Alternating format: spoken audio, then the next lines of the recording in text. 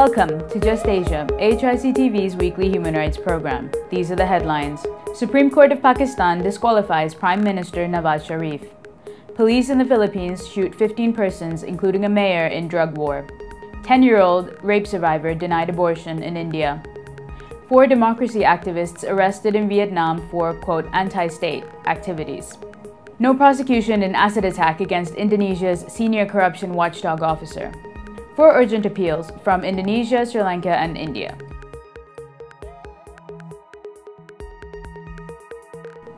Welcome to AHRC TV's Just Asia. I'm Jessica Fernando. This week, Just Asia begins with the resignation of Pakistan's Prime Minister Nawaz Sharif. The 19th Prime Minister of Pakistan was not allowed to complete his constitutional term of 5 years. The country's Supreme Court disqualified Nawaz Sharif on July 28th for certain property-related financial transactions. The court also called for criminal charges to be filed against Sharif and his family. Under the Constitution of Pakistan, the Prime Minister is elected for 5 years. No elected Prime Minister has completed their constitutional terms. A former Prime Minister, Mr. Gilani, was also dislodged by the Supreme Court in 2012 after he had completed 4 years of his term. There has been concern from senior members of Pakistani civil society about what could be seen as political acts by Pakistan's judiciary. In the bloodiest assault so far in President Duterte's crackdown on drugs, police in the Philippines have shot 15 people on Sunday. The victims included the mayor of the southern city of Ozamiz. Officers are said to have gone to serve warrants to Mayor Reynaldo Parojinog Sr. of Ozamiz City to search his house for the suspected presence of unlicensed firearms when gunmen opened fire on the police, sparking clashes that killed the mayor, his wife, and at least 13 other people.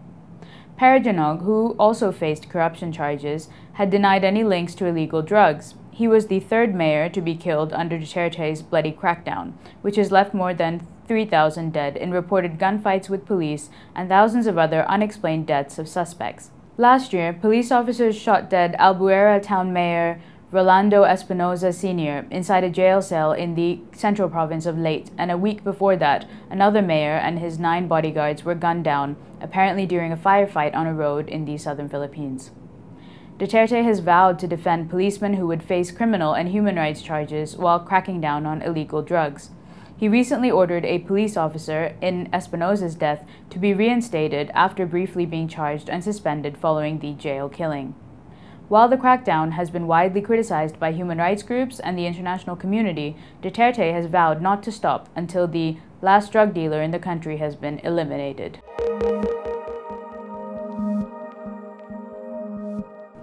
In India, the country's Supreme Court has denied a 10-year-old rape survivor from getting an abortion. The child was 32 weeks pregnant, and the Supreme Court relied on the findings of a board of doctors that opined that an abortion would be unsafe for both the girl and the fetus. The law in India allows for abortions of fetuses up to 20 weeks old. If an abortion is sought beyond the 20-week mark, the pregnant woman is required to get a court order. In this case, the district court in Chandigarh had turned down the 10-year-old's abortion plea at 26 weeks. The girl was raped by her maternal uncle over a period of 7 months and reportedly did not know that she was pregnant. Although the perpetrator has been arrested, the case brings the focus back on the Medical Termination of Pregnancy Act in India and proposed amendments to it, which would increase the time limit to 24 weeks. The amended act has still not been passed, and the Supreme Court in this case proposed the setting up of medical boards in every state to hear such abortion pleas to reduce the burden on the courts.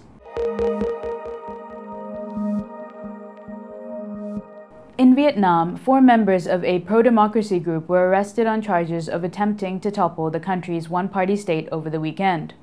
Police took the 4 men, a Protestant pastor, an engineer, a journalist, and a lawyer, into custody on Sunday.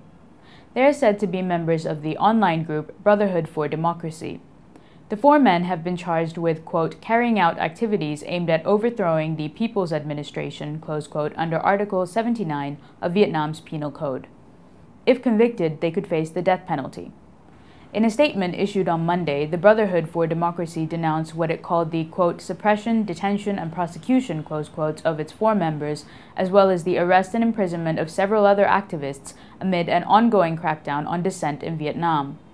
In particular, authorities have been using Articles 79 and 88 of the Penal Code to detain and jail writers and bloggers. These arrests follow the conviction under Article 88 last week of a prominent activist who was arrested on the 21st of January for posting videos and articles about labor and land issues online, which were described by government prosecutors at her trial as, quote, anti-state propaganda, close quote. She was sentenced to 9 years imprisonment. Last month, a blogger known as Mother Mushroom was convicted under the same charges and sentenced to 10 years imprisonment.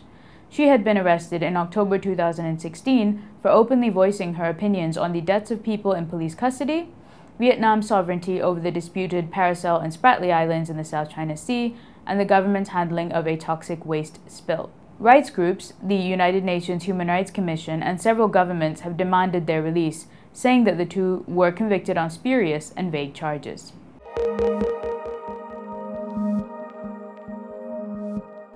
More than 3 months since a senior officer of Indonesia's corruption watchdog became a victim of an acid attack, no one has been prosecuted for the crime. While the police had initially arrested Mr. Niko Panji Tirtayasa as the suspected perpetrator, he was released after 24 hours due to lack of evidence. On 31st July, the police finally released a sketch of the alleged assailant who threw acid at the Corruption Eradication Commission's Novel Baswedan in April.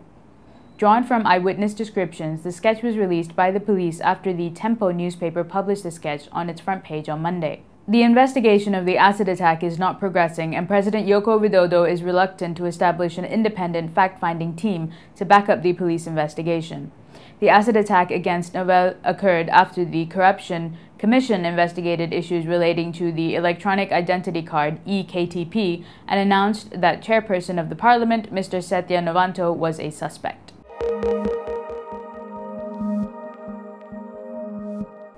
Finally, the Urgent Appeals Weekly features 4 cases, and they are from Indonesia, Sri Lanka, and India. In Papua, the Paniai Police Mobile Brigade forcibly dispersed and shot at local Papuans protesting against the Putradeva Paniai Company. In Sri Lanka, there have been 2 cases of police shootings aimed at persons on the road, which the police subsequently have claimed were attempted arrests. In the first case, in Kerala district, Mr. Manjula was waiting in front of the Mayaprada Central College when the police unexpectedly shot him in the leg. He was then taken to hospital for emergency treatment. No investigation has yet been carried out regarding the attempt on his life, though police claim that they were in the process of arresting Manjula. In the second case, also in Kerala district, Mr. Rajamuni Gunadasa was walking along the Kandy Colombo main road when he was shot dead by police officers attached to the Varakapola police station. No investigation has yet been carried out into his death, and the police claim that Gunadasa was escaping arrest. Lastly, in West Bengal, India, another civilian has been disappeared at the hands of the Border Security Force, officers at the Indo-Bangladesh border. In the span of a decade, there have been over 1,000 civilian deaths at the hands of BSF personnel in this area. That is all for this episode of Just Asia. For more on these and other issues, please visit www.humanrights.asia or www.ahlrc.asia/justasia. Thank you for watching and see you next week.